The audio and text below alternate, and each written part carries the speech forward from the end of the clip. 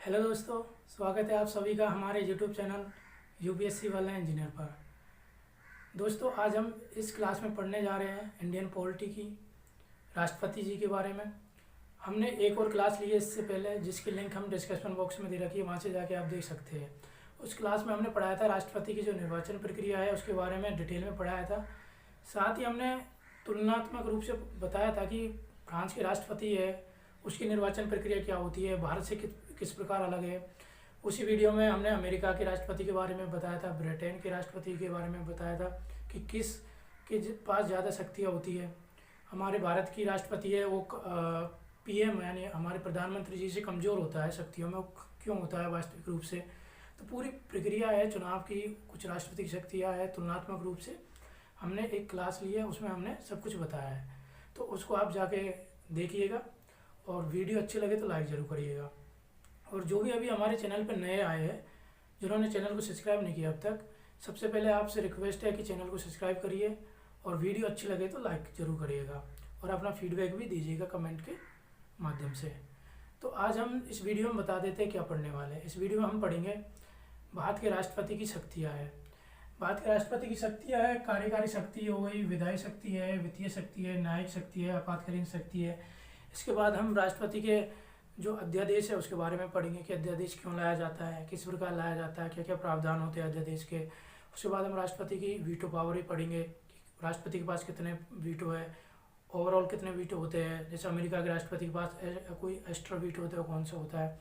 फिर हम इसकी क्षमादान शक्तियाँ पढ़ेंगे, आर्टिकल 72 के तहत दी गई है राष्ट्रपति जी की क्षमादान शक्तियाँ, तो उनके बारे में भी डिटेल में पढ़ेंगे एक एक करके, ठीक है। तो ये हमारी आज इंडियन पॉलिटी भारतीय राज्य व्यवस्था की सेकेंड क्लास है। इसमें पढ़ने जा रहे हैं सबसे पहले हम कार्यकारी शक्तियाँ, और जो इसके PYQ है हमने फर्स्ट वीडियो में आपको दिखा दिए राष्ट्रपति से संबंधित किस किस तरह के यूपीएससी में क्वेश्चन पूछे गए हैं, प्रीलिम्स और मेंस दोनों में, और हमने सिलेबस भी दिखाया था उस वीडियो में। देखिए कार्यकारी शक्तियाँ, इसमें देखा जाता है कि राष्ट्रपति किन किन की नियुक्तियाँ करता है, ठीक है। और इससे क्वेश्चन बनता है कि राष्ट्रपति किस किस की नियुक्तियाँ करता है, या फिर ऐसे पूछ लेता है कि भारत का कहे गए नियंत्रक एवं लेखक परीक्षक है उसकी नियुक्ति कौन करता है, मुख्य निर्वाचन आयुक्त की नियुक्ति कौन करता है, राज्यों के राज्यपाल की नियुक्ति कौन करता है। इस तरह के भी क्वेश्चन बन सकते हैं। तो नियुक्तियों में हम देखते हैं सब सारी नियुक्तियाँ एक साथ, ठीक है। तो सबसे पहले हम देखेंगे तो जो भारत का प्रधानमंत्री है, प्रधानमंत्री और अन्य मंत्री यानी पूरा मंत्री परिषद है। प्रधानमंत्री और अन्य मंत्रियों की नियुक्ति कौन करता है, राष्ट्रपति जी करते हैं। और इसके साथ सेकंड नंबर पर देखेंगे तो भारत का महान्यायवादी, इसकी भी नियुक्ति कौन करता है, भारत का राष्ट्रपति करता है। और ये सभी है, ये मतलब हमारे भारत के राष्ट्रपति है उसके प्रसाद पर्यंत रहते हैं, ये भी प्रसाद पर्यंत। ये आपका क्वेश्चन पूछा जाता है ऑप्शन में कि इनमें से निम्न में से कौन भारत का राष्ट्रपति के प्रसाद पर्यंत रहता है। तो आपको ध्यान रखना है प्रधानमंत्री रहता है, अन्य मंत्री रहते हैं, महान्यायवादी रहता है। इसके बाद हम देखते हैं कि अन्य में नियुक्तियों में के भारत का नियंत्रक और महालेखा परीक्षक CAG के आर्टिकल 148 के बारे में ये पूछ लिया जाता है, इससे संबंधित आर्टिकल कौन सा है, ठीक है। नेक्स्ट देखते हैं हम आपका UPSC संघ लोक सेवा आयोग है, इसके अध्यक्ष और सदस्य, इन सभी की नियुक्ति भारत का राष्ट्रपति करते हैं। और आपका जब स्टेट वाला हो जाएगा, जैसे PCS हो जाएगा, स्टेट वाला होगा आपका लोक सेवा आयोग, तो उसकी नियुक्ति करता है आपका राज्यपाल, लेकिन उनको हटाता कौन है, राष्ट्रपति। इसको हम जैसे जैसे आगे पढ़ते जाएंगे तो आपको बताएंगे। नेक्स्ट देखते हैं हम मुख्य निर्वाचन आयोग के निर्वाचन आयोग। देखिए निर्वाचन आयोग में भी एक तो होता है मुख्य निर्वाचन आयोग, आयुक्त, chief election commission of India, ठीक है। दूसरा हो जाएगा अन्य आयुक्त। इन सभी की नियुक्ति कौन करता है, इनकी भी नियुक्ति भारत के राष्ट्रपति जी करते हैं। फिर एक और देख लेते हैं छठे नंबर पे हम वित्त आयोग, वित्त आयोग, इसकी भी नियुक्ति इसके अध्यक्ष की और सदस्यों की नियुक्ति कौन करता है, उसकी भी भारत के राष्ट्रपति जी करते हैं। फिर हम देखते हैं 7 नंबर पे राज्यपाल, राज्यों के जो राज्यपाल है, हमारे जितने भी हमारे राज्यपाल हैं उनकी भी नियुक्ति कौन करता है? राष्ट्रपति जी करते हैं। राष्ट्रपति जी की विधायी शक्तियाँ। विधायी शक्ति में सबसे पहले देखते हैं हम संसद है। संसद का सत्र है, उसको आहूत करना या बुलाना। कौन कौन बुलाता है? राष्ट्रपति जी बुलाते हैं संसद के सत्र को। और हमारी लोकसभा है, उसका विघटन भी कौन करता है? लोकसभा का विघटन वो भी राष्ट्रपति जी करते हैं। देखिए, लोकसभा में एक आता है स्थगन और एक होता है अनिश्चित काल के लिए। लोकसभा का मतलब सत्रावसान कर देना। अनिश्चित काल के लिए करता है राष्ट्रपति जी, लेकिन जो स्थगन करता है वो कुछ समय के लिए होता है, वो आपका लोकसभा अध्यक्ष ही करता है। तो लोकसभा का विघटन हो गया। राज्यसभा का विघटन हो करेगा नहीं राष्ट्रपति जी। जो राज्यसभा है वो स्थायी सदन है, इसलिए नहीं करेगा। ठीक है। इसके बाद हम देखते हैं संयुक्त बैठक। संसद की संयुक्त बैठक समझते सबसे पहले तो जरूरत क्यों पड़ती है? जब लोकसभा और राज्यसभा होते हैं, कोई विधेयक आया, दोनों में सहमति नहीं बनी, तो एकमात्र उपाय होता है संयुक्त बैठक का। वो कौन बुलाता है? राष्ट्रपति बुलाते हैं। ठीक है। संसद की संयुक्त बैठक में भी हमारे राष्ट्रपति जी बुलाते हैं। और इसका जो अध्यक्ष होता है, ये पूछ लिया जाता है कि जो आपका संयुक्त बैठक है इसके अध्यक्ष कौन होते हैं? तो इसका जो अध्यक्ष होता है वो लोकसभा का अध्यक्ष ही होता है। ठीक है। प्रथम अधिवेशन देता है राष्ट्रपति जी। प्रथम अधिवेशन कब देता है?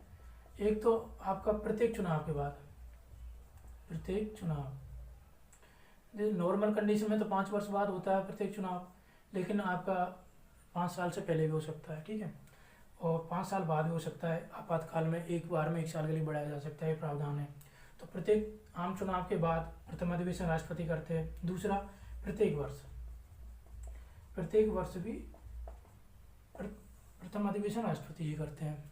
देखिए, लोकसभा में अध्यक्ष और उपाध्यक्ष यदि दोनों ही नहीं है, मान के चलो, तो उसकी अध्यक्षता कौन करेगा?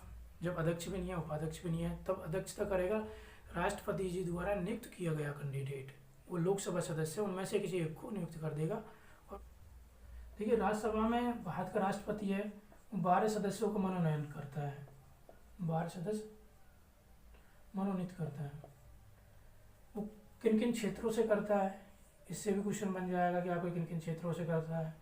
4 क्षेत्र है वो। एक है कला है, साहित्य है, कला, साहित्य, विज्ञान और समाज सेवा। अब यहाँ पे मैं थोड़ा सा आपको बता देना चाहता हूँ, जो राज्यपाल है वो आपका विधानमंडल में करता है, यानी विधान परिषद में वो भी सदस्य करता है। 1/6 सदस्यों का मनोनयन करता है। तो वो इन 4 क्षेत्रों को तो लेता ही है, प्लस में एक क्षेत्र वो लेता है। वो कौन सा होता है? सहकारी आंदोलन होता है। वो सहकारी आंदोलन आपको थोड़ा इंटरलिंक करके पढ़ना पड़ेगा ताकि कन्फ्यूजन ना हो, वरना तो पता चलेगा कि अच्छा, तो राष्ट्रपति के बारे में कौन कौन से थे, राज्यपाल के बारे में कौन सा था। अब लोकसभा की बात करते हैं। लोकसभा में ये प्रावधान था इसलिए बोल रहा हूँ, अब वो समाप्त कर दिया है कि 2 आंग्ल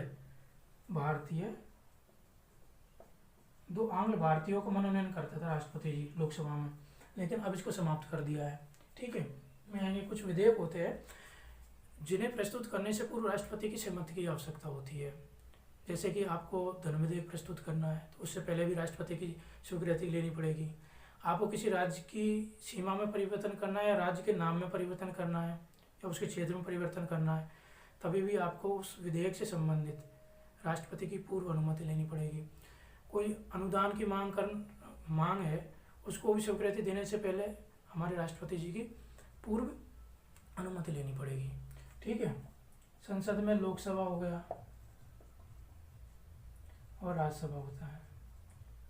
और देखिए, राष्ट्रपति भी आता है, संसद में ही आता है वो भी, लेकिन राष्ट्रपति संसद का सदस्य नहीं होता। लेकिन इन तीनों से मिलकर मतलब संसद बनती है हमारी। लोकसभा और राज्यसभा में कोई विधेयक पारित हो गया, मान चलो इन दोनों ने पारित कर दिया, तब तक राष्ट्रपति के सिग्नेचर नहीं होंगे तो वो विधेयक ही रहेगा। जैसे राष्ट्रपति उस पर सिग्नेचर कर देगा वो एक्ट बन जाएगा, यानी अधिनियम बन जाएगा आपका। ठीक है। तो अब राष्ट्रपति के पास क्या क्या पावर होती है? मान चलो कोई विधेयक राष्ट्रपति के पास भेजा तो राष्ट्रपति उसको स्वीकृति दे सकता है। नंबर 1 पे तो स्वीकृति दे सकता है। उसको अस्वीकार भी कर सकता है, ठीक है। और तीसरे पे आ जाएगा कि अपनी सहमति को रोक कर रख सकता है, यानी उसको उसमें आएंगे पॉकेट वीटो और आपका अत्यंतिक वीटो है, वीटो पावर का यूज करता है। और एक होता है कि पुनर्विचार के लिए भेज सकता है,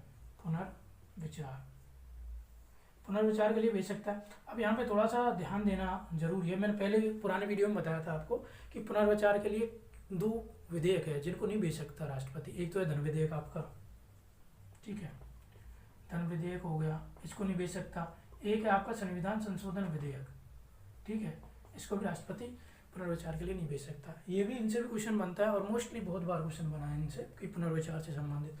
अब हमारे पास क्या है कि पुनर्विचार के लिए बाकी विधेयक है, इन दोनों के अलावा बाकी विधेयक वो तो भेज दिए किसके पास, संसद के पास।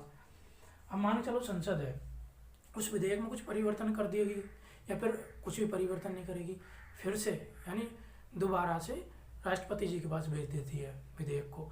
तो इस बार राष्ट्रपति जी है वो बाध्यकारी है उस पर अपनी सहमति देने के लिए, ये प्रावधान किया गया है हमारे संविधान में, ठीक है। हमारा राज्यपाल है ने कोई विधेयक है वो राष्ट्रपति के लिए आरक्षित कर दिया, तब राष्ट्रपति के पास क्या क्या पावर होती है। सबसे पहले तो आप ये समझ लो कि राष्ट्रपति के पास जैसे राज्यपाल ने कोई विधेयक भेजा, राज्यपाल कोई विधेयक भेज देता है तो उसके बाद राष्ट्रपति जो राज्यपाल है उसकी कोई पावर भूमिका नहीं रहती है, वो कुछ नहीं करता। फिर जो भी डिसीजन लेगा राष्ट्रपति जी लेंगे और उसका जो डिसीजन है वही मान्य होगा, उसके बाद राज्यपाल की कोई भूमिका नहीं होती है इसमें, ठीक है। तो राष्ट्रपति के पास कोई विधेयक भेजा तो पहली कंडीशन तो होगी वो स्वीकार कर देगा, ठीक है। दूसरी कंडीशन होगी अस्वीकार कर देगा, ठीक है। तीसरी कंडीशन वही होगी आपकी कि रोक कर रख सकता है, यानी वीटो का पावर, वीटो यूज कर सकता है। चौथी में आ जाएगा आपका कि पुनर्विचार के लिए भेज सकता है। अब मैंने वो आपको 2 कंडीशन बताई थी, उनमें से एक यहाँ भी लागू होगी, राज्यपाल धन विधेयक को राष्ट्रपति के लिए आरक्षित करता है तो राष्ट्रपति उसको पुनर्विचार के लिए नहीं भेज सकता। मतलब धन विधेयक है, चाहे वो संसद का हो चाहे वो विधानमंडल का हो, राष्ट्रपति उसको पुनर्विचार के लिए नहीं भेज सकता। ये तो आपके अच्छे से समझ आ गई होगी बात। अब कह रहे होंगे सर जी यहाँ पे जो संविधान संशोधन विधेयक था क्या उसका भी जिक्र करेंगे? उसका नहीं करेंगे। क्यों नहीं करेंगे?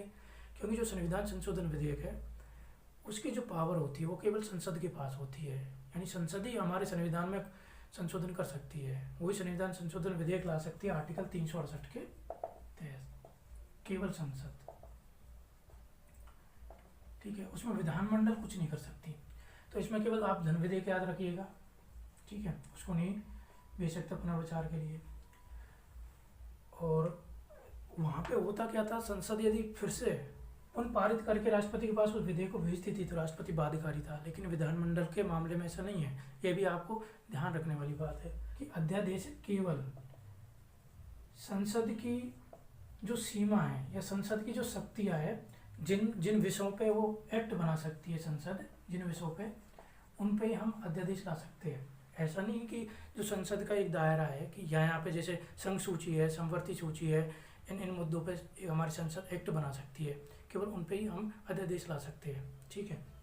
दूसरा है अध्यादेश ले तो आए, लेकिन यदि अध्यादेश 6 हफ्तों तक उस पर कोई सदन की सहमति नहीं बनती है या उसको अनुमति नहीं देते हैं तो समाप्त हो जाता है, ठीक है।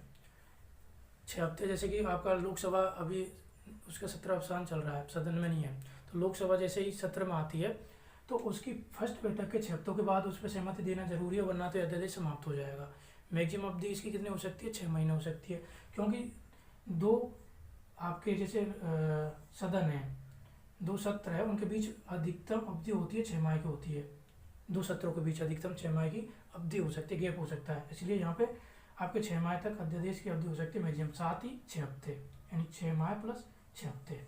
यदि उसको स्वीकृति नहीं मिलती है तो 6 हफ्ते, और मिल भी जाती है स्वीकृति अधिकतम तो भी 6 माह और 6 हफ्ते, ठीक है। तो ये तो बात हो गई इसकी अध्यादेश की अवधि की। अब अध्यादेश के बारे में हम और जिक्र करते हैं कि क्या अध्यादेश लिया है तो उसको न्यायालय में चुनौती दी जा सकती है? बिल्कुल दी जा सकती है। कूपर केस आया था 1970 में, इसे बोलते हैं कूपर केस, कूपर केस वाद। इसमें कहा गया था कि अध्यादेश को न्यायालय में चुनौती दी जा सकती है, अध्यादेश को न्यायालय में चुनौती दी जा सकती है इसमें। और अध्यादेश है, अध्यादेश को राष्ट्रपति कभी भी वापस ले सकता है, ठीक है। उसके लिए कोई संशोधन की या किसी विशेष अनुमति की जरूरत नहीं पड़ती, राष्ट्रपति जब चाहे उसे वापस ले सकता है। कि राष्ट्रपति है, जो कैग है और यूपीएससी हो गया आपका निर्वाचन, यूपीएससी, कैग और वित्त आयोग, इस मानवाधिकार आयोग भी हो गया, और भी कई आयोग है, उनकी जो रिपोर्ट है ये सब की सब रिपोर्ट करते हैं किसको, राष्ट्रपति को, ठीक है। ये सारे के सारे राष्ट्रपति को रिपोर्ट करते हैं। और राष्ट्रपति किसको रिपोर्ट करता है, संसद को, संसद के दोनों सदनों के समक्ष, ठीक है, संसद के दोनों सदनों के समक्ष। यानी कहे गए यूपीएससी वित्त आयोग रिपोर्ट करेगा राष्ट्रपति को, राष्ट्रपति करेगा संसद को, ठीक है। और राज्य के मामले में हो जाएगा तो राज्यपाल को करेगा, राज्यपाल विधानमंडल को करेगा, इस तरह से। अब हम देखते हैं राष्ट्रपति की वित्तीय शक्तियाँ, ठीक, वित्तीय शक्तियाँ। वित्तीय शक्तियों में तो सबसे पहले वो आएगा आपका धन विधेयक। धन विधेयक के बारे में तो मैंने आपको काफ़ी डिटेल में और कई बार बता दिया है, याद हो गया वो आपको वीडियो के अंतर्गत ही। तो राष्ट्रपति पूर्व अनुमति से आता है, केवल लोकसभा में आता है। सामान्य तौर पर हमारा वित्त मंत्री है वो इसको प्रस्तुत करता है, ठीक है, इस तरह से। और लोकसभा में ही इस पर वोटिंग होती है, बहुमत होता है, लोकसभा में होता है, राज्यसभा में नहीं होता धन विधेयक पे। फिर इसके बाद दूसरी बात करो, अनुदान की मांग हो गई। इसको मैंने जिक्र किया कि अनुदान की मांग है, उस पर भी हमारे राष्ट्रपति जी की पूर्व सहमति की जरूरत पड़ती है, ठीक है। तीसरा हो जाएगा वित्त आयोग का गठन है। वित्त आयोग, वित्त आयोग का गठन प्रत्येक 5 वर्ष में राष्ट्रपति करते हैं, इसके बारे में भी आपको बताया हमने। वित्त आयोग के गठन के बाद बात करें तो हम जो बजट है हमारा, बजट देखिए, संविधान बजट शब्द का मतलब जिक्र नहीं किया गया है, उसका किया गया आपका वार्षिक वित्तीय विवरण, वार्षिक वित्तीय विवरण, ये आपका आर्टिकल 112 के तहत है। आर्टिकल 112 के तहत किया गया है। वार्षिक वित्तीय विवरण प्रस्तुत करता है हमारे राष्ट्रपति जी, और हम सामान्य भाषा में क्या कहेंगे, इसको बजट कहते हैं। न्यायिक शक्तियों में सबसे पहले हम बात करते हैं, हमारा सुप्रीम कोर्ट है एंड हाई कोर्ट है। इनके जो मुख्य न्यायाधीश हो गया, ठीक है, मुख्य न्यायाधीश और अन्य न्यायाधीश, इनकी जो नियुक्ति करता है वो हमारे राष्ट्रपति जी करते हैं नियुक्ति। और एक है कि आपका सलाह, वो आर्टिकल 143, आर्टिकल 143 है। ये किससे संबंधित है, राष्ट्रपति जी हमारे जो किसी विधि से संबंधित या किसी मुद्दे से संबंधित सर्वोच्च न्यायालय से सलाह या मशवरा लेता है। तो इसमें कुछ बातें हैं जिनसे क्वेश्चन बनते हैं, मैं बता देता हूँ। पहली बात तो क्या है कि हमारा संविधान लागू हुआ था, उससे पहले जितने भी एक्ट है, प्रावधान है, संधियाँ है उससे पहले की, उनसे संबंधित राष्ट्रपति जी को कोई सलाह लेनी है, ठीक है, या फिर कुछ भी राय लेनी है हमारे सुप्रीम कोर्ट से, तो सुप्रीम कोर्ट बाध्यकारी है, सुप्रीम कोर्ट बाध्यकारी है सलाह देने के लिए। और दूसरा, हमारे संविधान के बाद जितने भी एक्ट अधिनियम बने हैं उनके लिए यदि सलाह मांगता है सुप्रीम कोर्ट से राष्ट्रपति, तो बाध्यकारी नहीं है दूसरे में। तो दोनों केस बता दिए कि संविधान से पूर्व कोई सलाह लेना चाहेगा पूर्व से किसी मुद्दे से, तो बाध्यकारी है, सुप्रीम कोर्ट को देनी पड़ेगी सलाह। लेकिन संविधान लागू हुआ था, हमारा स्वतंत्र हो गए थे भारत, उसके बाद यदि उसको कोई भी सलाह लेनी है उससे संबंधित मुद्दे से, तो सुप्रीम कोर्ट बाध्यकारी नहीं है सलाह देने के लिए। और राष्ट्रपति के बारे में बता दूं, राष्ट्रपति दोनों ही मामलों में बाध्यकारी नहीं है सुप्रीम कोर्ट की सलाह मानने के लिए, ठीक है। ये भी याद रखना है कि जो न्यायिक शक्तियाँ है, राष्ट्रपति की न्यायिक शक्तियों में आता है किसी भी दोष सिद्ध व्यक्ति को क्षमा दे सकता है, वो दोष सिद्ध व्यक्ति को क्षमा कर सकता है, दोष सिद्ध व्यक्ति को क्या कर सकता है, क्षमा कर सकता है। और भी इसकी क्षमादान शक्तियों में आएगा, परिहार हो गया, प्रविलंबन हो गया, ठीक है। इस तरह के हम पढ़ेंगे डिटेल में आगे इनको, क्षमादान शक्तियाँ। लेकिन ये भी न्यायिक शक्ति है राष्ट्रपति जी की आर्टिकल 72 के तहत, ठीक है। अब नेक्स्ट देखते हैं हम लोग आपातकालीन शक्तियाँ, ठीक है। आपातकालीन शक्तियाँ, देखिए हमारे भारत में 3 तरह से आपातकाल लगाया जाता है। देखिए सबसे पहले आता है आर्टिकल 352 के तहत, आर्टिकल 352 थे। इसे बोलते हैं हम राष्ट्रीय आपातकाल। ये कौन सा आपातकाल है? राष्ट्रीय आपातकाल, ठीक है। तो ये दो तरह से लगता है, यानी दो इसके प्रावधान हैं जिनके तहत लगाया जाता है राष्ट्रीय आपातकाल। पहला तो हो गया युद्ध या भारी आक्रमण, युद्ध और भारी आक्रमण। दूसरा होगा सशस्त्र विद्रोह, सशस्त्र विद्रोह इनके तहत लगता है। देखिए 44वें संविधान संशोधन में सशस्त्र विद्रोह लेके आए थे।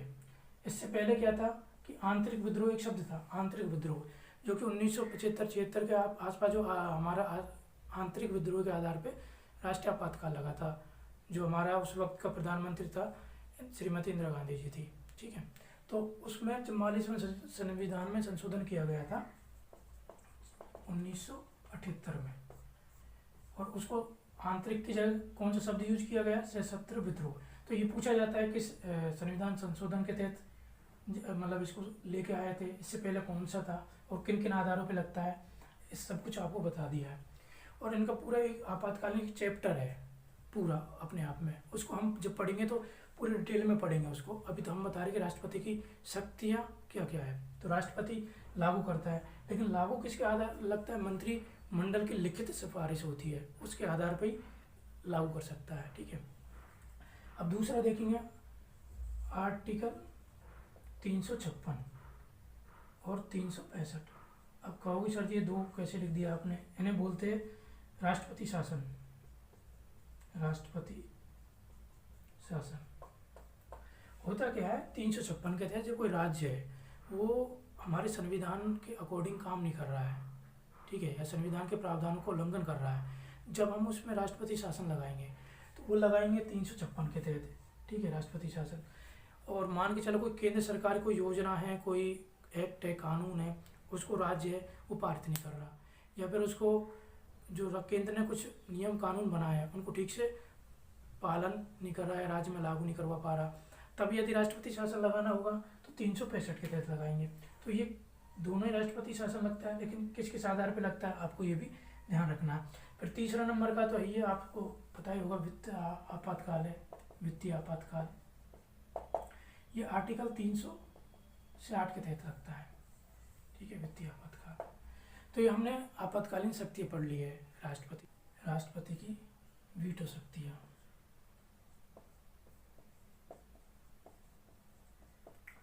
देखिए सबसे पहले तो बता देता हूँ वीटो कितने प्रकार के होते हैं। नंबर 1 है, इसको बोलते हैं अत्यंतिक वीटो।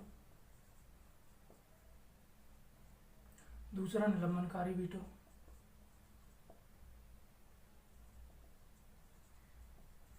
निलंबनकारी वीटो हो गया। तीसरा हो गया आपका पॉकेट वीटो, पॉकेट वीटो, ठीक है। चौथा हो गया विशेषित वीटो,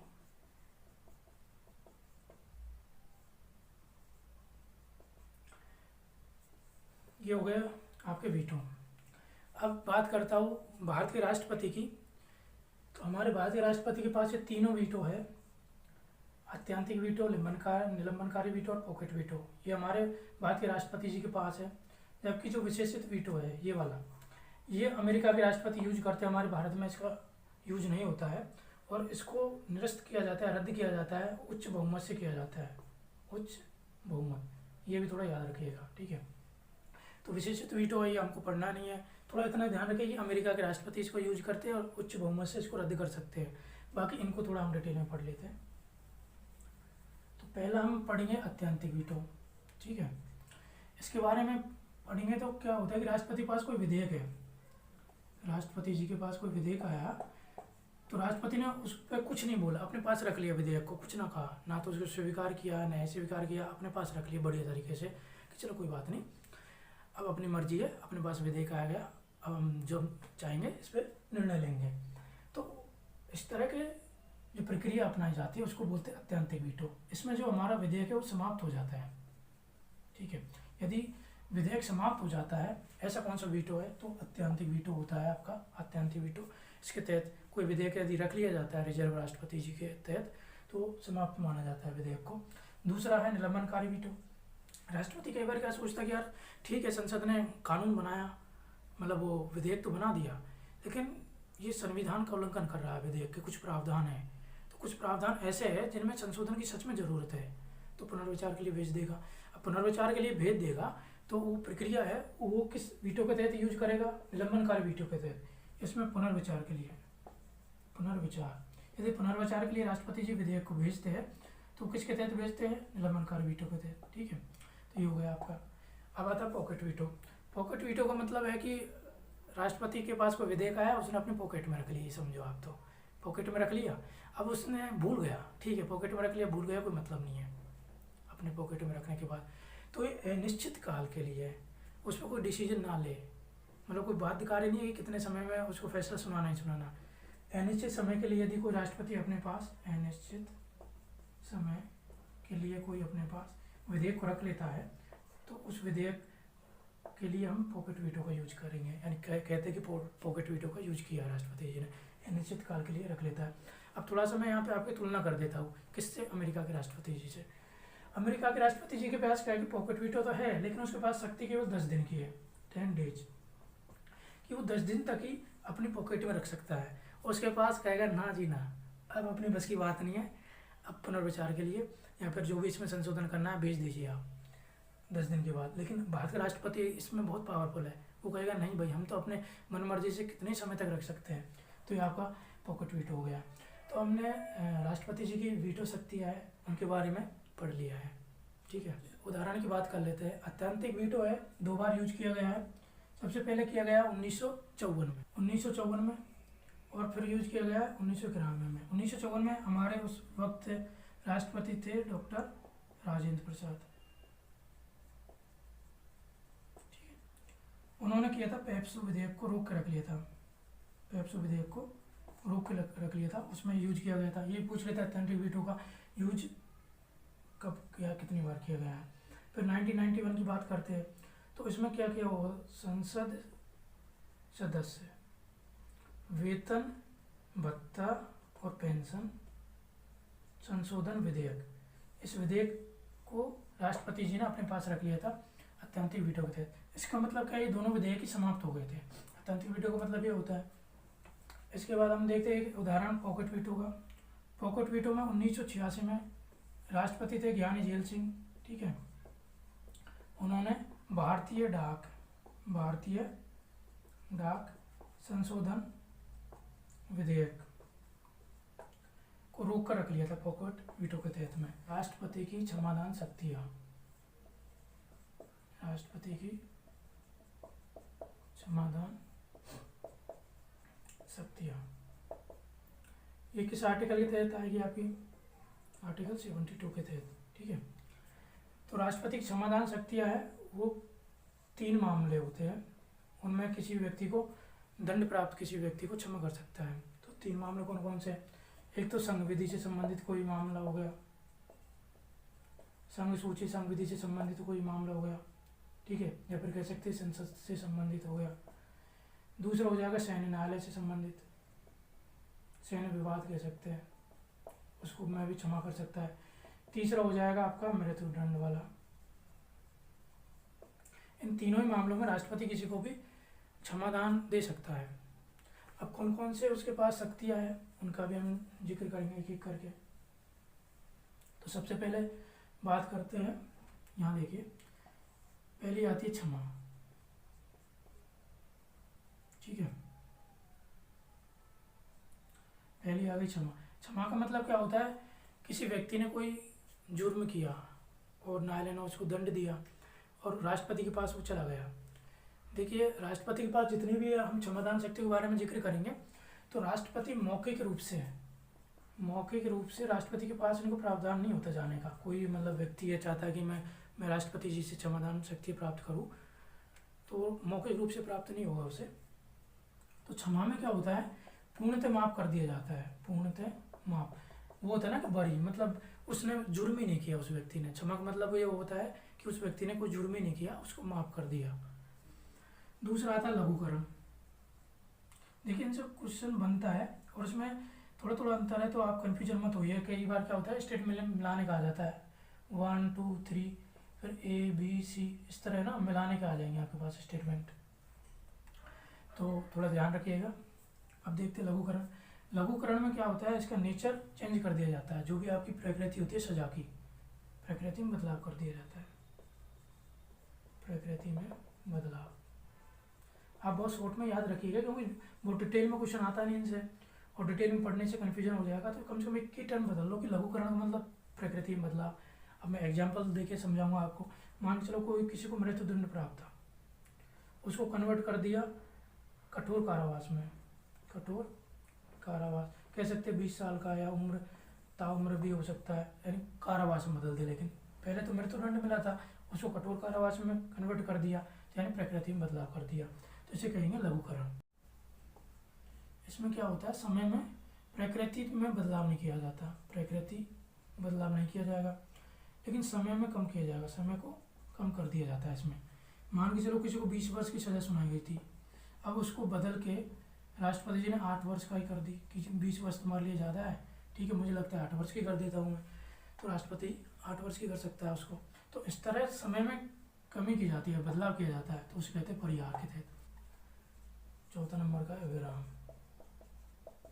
विराम में क्या होता है, इसमें भी समय को कम किया जाता है, समय को कम किया जाता है, मगर याद रखिएगा केवल विशेष परिस्थितियों में। विशेष परिस्थितियों का मतलब क्या होता है कि मान के चलो कोई दिव्यांग है, उसको बहुत ज़्यादा बीमारी हो गई कि वो चल फिर नहीं सकता, ठीक है, और दिव्यांगता में वृद्धि हो गई अचानक से, या फिर कोई महिला है तो प्रेग्नेंट हो गई, तो इस तरह की जो विशेष परिस्थितियाँ है उसमें यदि समय को कम किया जाता है सजा, मतलब वही 10 साल से मान चलो 4 साल कर दिया, तो इस तरह से समय कम किया जाता है, तो विराम के अंतर्गत आएगा।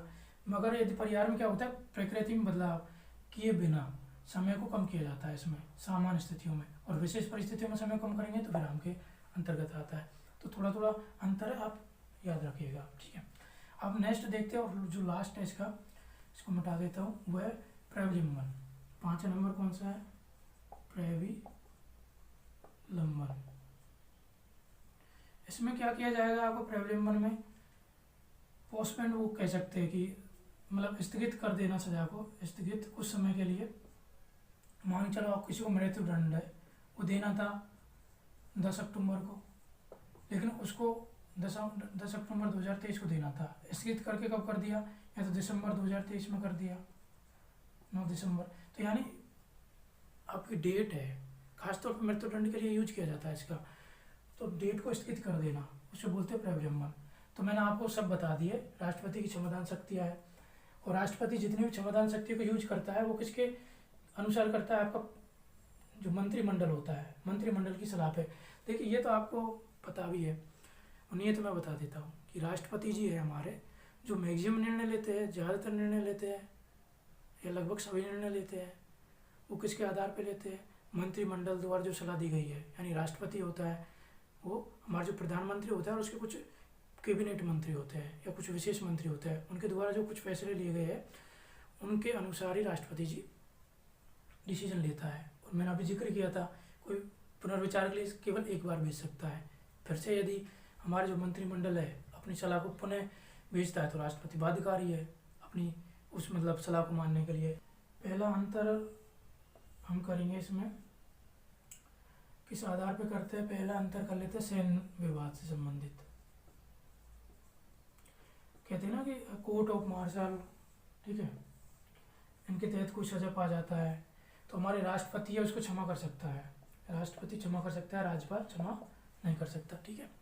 एक तो यह, दूसरा हो गया मृत्युदंड वाला। राष्ट्रपति इसमें भी क्या कर सकता है, मृत्युदंड में भी किसी व्यक्ति को क्षमा कर सकता है, राज्यपाल क्षमा नहीं कर सकता, ठीक है। तो ये 2 अंतर है, इनको भी ध्यान रखिएगा। तो दोस्तों मैं आपको यदि वीडियो सच में अच्छी लग रही हो ना, तो चैनल को ज़रूर सब्सक्राइब करें। हमारे चैनल है यूपीएससी वाला इंजीनियर चैनल है, ज़रूर सब्सक्राइब करें प्लीज़। और वीडियो अच्छी हो तो लाइक करिएगा और शेयर करिएगा, ठीक है। राष्ट्रपति के पास कोई संवैधानिक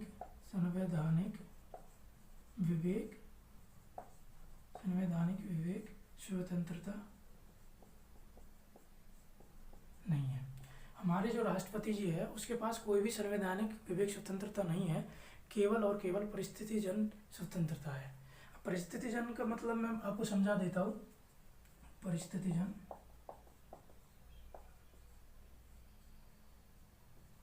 इसमें क्या होता है, मान के चलो कोई प्रधानमंत्री जी है, उसकी अचानक से मृत्यु हो जाती है, ठीक है, या फिर बहुमत ही नहीं बना पाई, चुनावों में कोई पार्टी है वो पूर्ण बहुमत में नहीं आई तो गठबंधन की सरकार बनती है, तभी भी उसके पास कुछ परिस्थितिजन्य होती है शक्तियाँ। ये राष्ट्रपति के पास संवैधानिक विवेक स्वतंत्र नहीं होती है, परिस्थितिजन्य होती है केवल। और राज्यपाल है उसके पास ये दोनों होती है, राज्यपाल के पास दोनों होती है,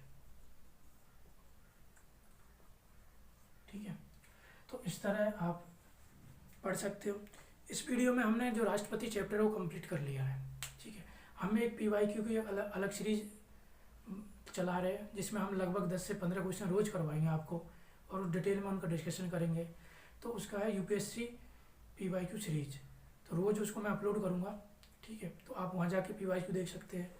और इसके बाद हम जो नेक्स्ट वीडियो लेके आएंगे पॉलिटी की, उसमें हम उपराष्ट्रपति को पढ़ाएंगे। अभी तक आपने चैनल को सच में सब्सक्राइब नहीं किया है तो ज़रूर सब्सक्राइब करिए और वीडियो को लाइक करिए, शेयर करिए। वीडियो को देखने के लिए बहुत बहुत धन्यवाद। इस वीडियो में इतना ही।